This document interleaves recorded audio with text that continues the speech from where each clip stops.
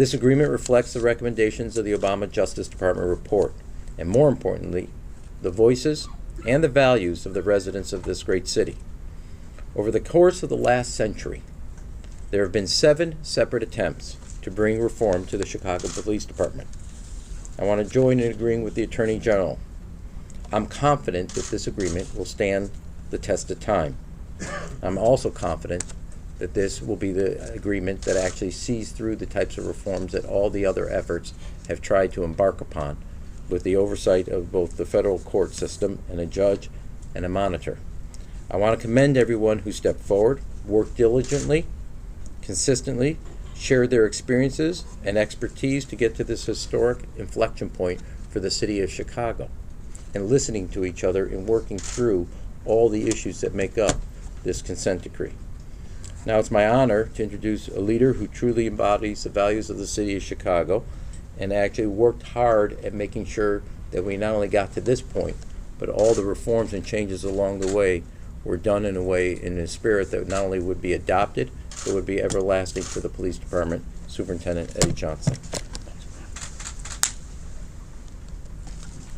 Good morning.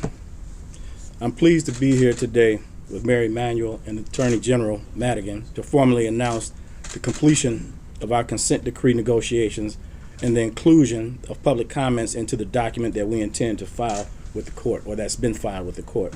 But I also want to take a moment to thank the people on my staff that were so instrumental in working with the Attorney General and the Mayor's people.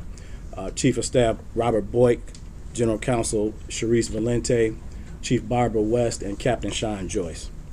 CPD is fully committed to making this department a model for the nation and one that every resident and officer in Chicago can be proud of. The consent decree will help us attain that particular goal.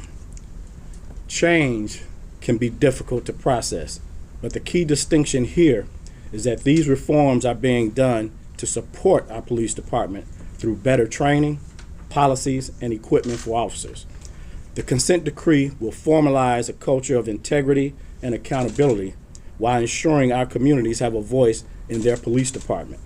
As all of us said, the entire goal of the Chicago Police Consent Decree is to ensure that we have lasting reform and real reform. And we have built into this document the ability to make sure that that happens.